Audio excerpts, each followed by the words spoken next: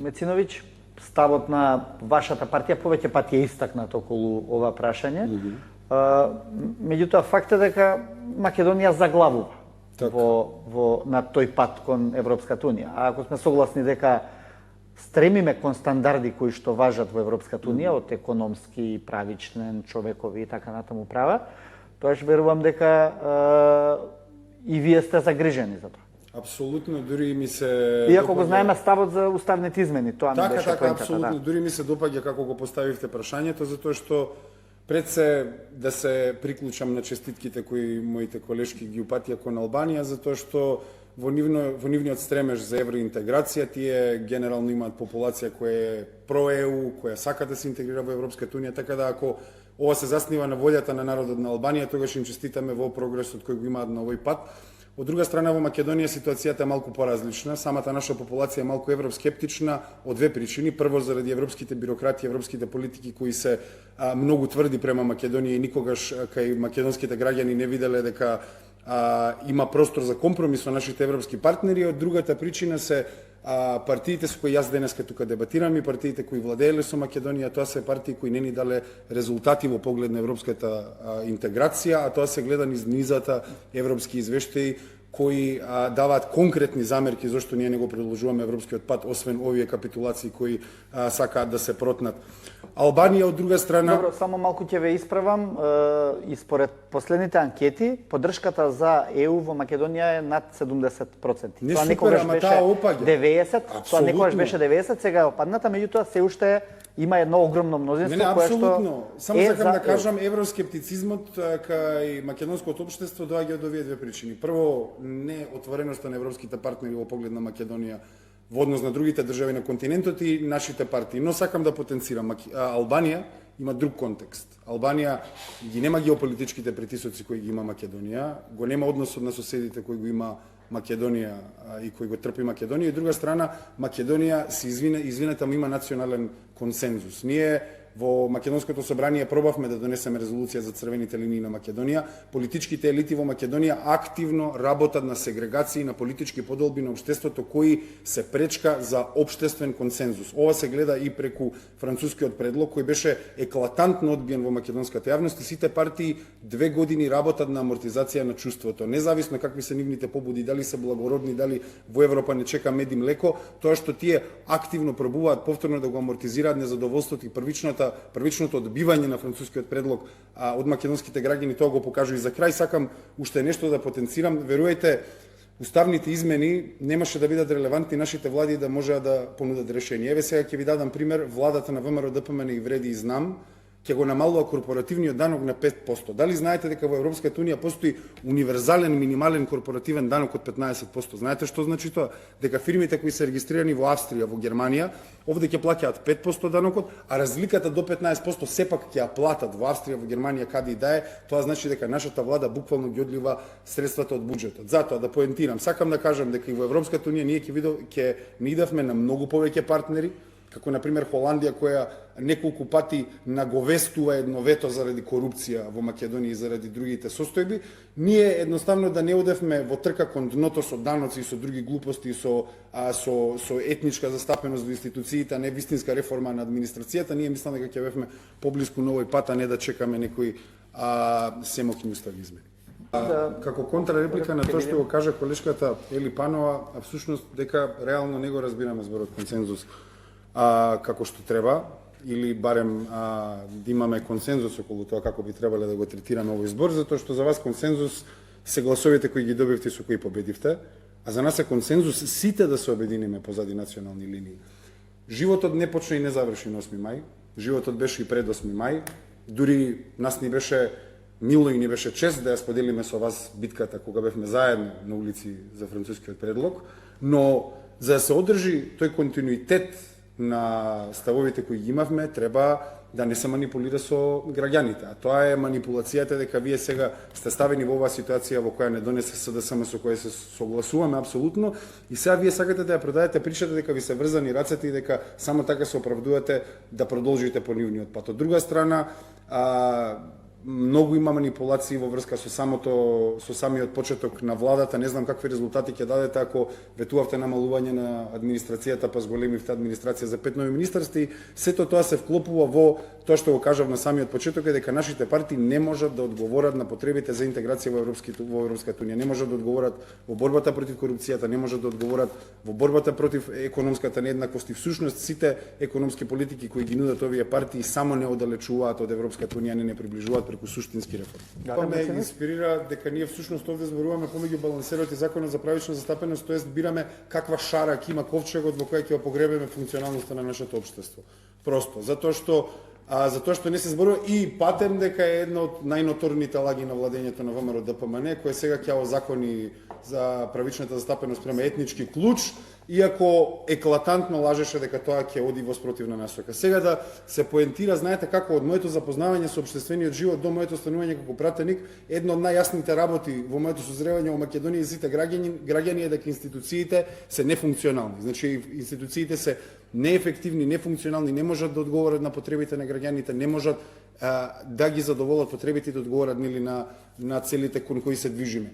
Зошто е ова? Тоа е заради фактот што политиката ја користи администрацијата да се инструментализира за остварување на само партиски интереси и ништо друго. Многу е просто. Дали 23 министерства во Македонија постојат за да им ги решаваат проблемите на граѓаните? Не, постојат за да се задоволат коалициски апетити, етнички апетити и понатаму. Јас имам едно друго прашање.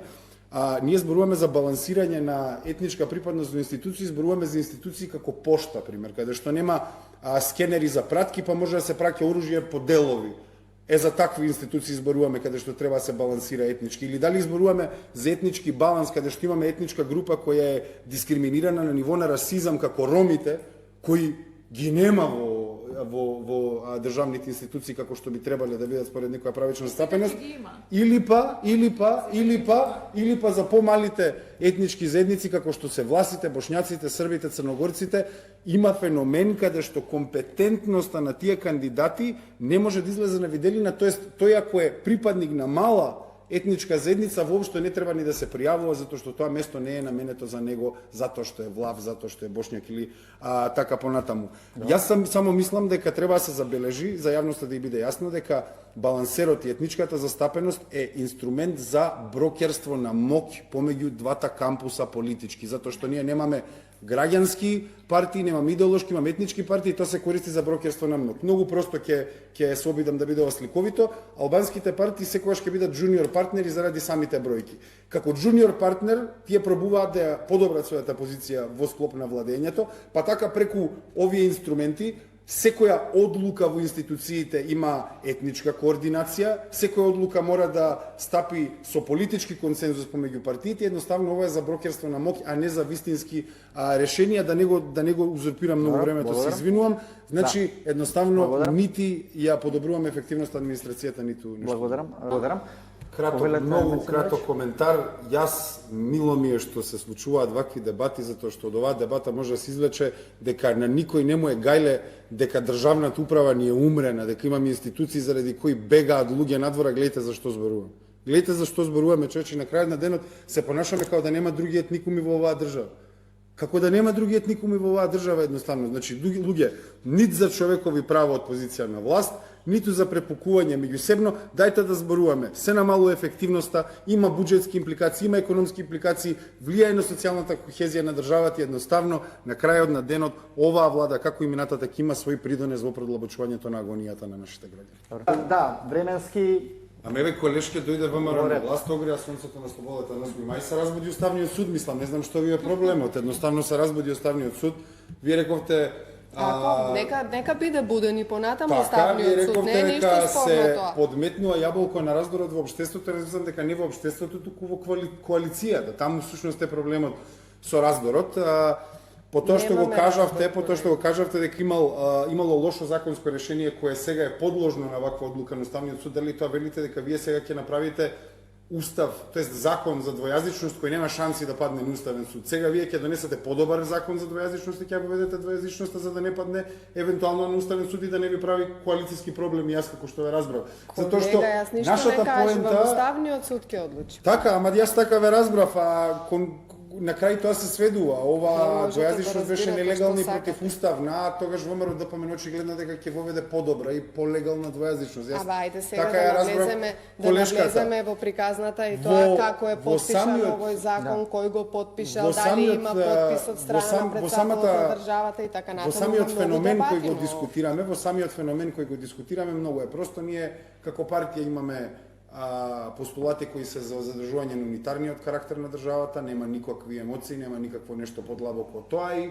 ние се држиме на тие принципи. Ако ви одите кон федерализација, тоа што е ваша одлука, која не верувам дека е правилна, но вие знаете, всушност ни треба една лингва франка, тоа е еден прост феномен секаде во светот, за да може да се разберат идните генерации и младите, затоа што нашите политички актери ја обесхрабруваат интеракцијата на младите албанци и младите македонци. Се ствара чувство на непријателство, се ствара чувство на неверување и се зголемуваат, се продлабочуваат стереотипите преку поделеноста во општеството која ја предизвикуваат политичките партии. Значи, вака за сите тие дестабилизации, дали се сеќавате дека 2022 година Зоран Заев изјави и искористи формулација на реченица црни души пробуваат да ни го попречат патот кон Европската унија. Така да Мицковски и врводно оваа влада ќе пробува да го пласира секој нивен неуспех, секоја нивна капитулација, секој нивно ретерирање пред своите гласачи, ќе пробуваат да го оправдаат со некои дестабилизации. И всушност ние како опозиција ќе се поставиме републикански унитарно на нивните обиди за федерализација преку сега нови закони, а за граѓаните да бидеме на чисто, национални теми се отварале, но наместо балансерот ќе дојде закон за правична застапеност. Што ќе се случи со тој закон за правична застапеност? Повторно наместо компетентни кадри ќе се бираат партиски лојални кадри кои после во спрега со договорите на определено време на 6 месеци кои им ги даваат на сите овие луѓе за кои се борат толку ревност на етничките права да им се уважат, на крај ќе им дадат 6 месеци договор, ќе им го продолжуваат 5 години за да ја задржат нивната лојалност. Значи, позади очите на граѓаните само се одвива продолжување на криминалот. И на крајот на криштата за дестабилизација, можеби јас би препорачал малце да стабилизирате и да ги поапсите криминалците кои ги обвинувавте во минатиот мандат, кај се обвиненијата, кај е процесот со Заев, кај е процесот со Груби, со сите овие луѓе кои вие ги кои посочувавте дека треба да дојдат до одговорност, едноставно стабилизирајте го општеството, ставете ги криминалците позади и решетки. Време многу е лесно да се дојде овде како во улога на пратеник од левица и да си кажете сето тоа што ви лежи на душа, без во исто време да имате било каква тежина и да имате прилика да со ваквите ваши реторики да утре водите држава. Затоа граѓаните на вас нема да ви дадат да водите држава заради тоа што вие доаѓате тука, пласирате одредени тези, затоа што исто време треба да создадете услови за сите подеднако. Дајте да збориме за меѓучовечки односи, да не збориме за меѓуетнички. Ако ви фали опозиционирање, преминете во СДС, имате историја на преминување. Мислам дека ова, да речам, тема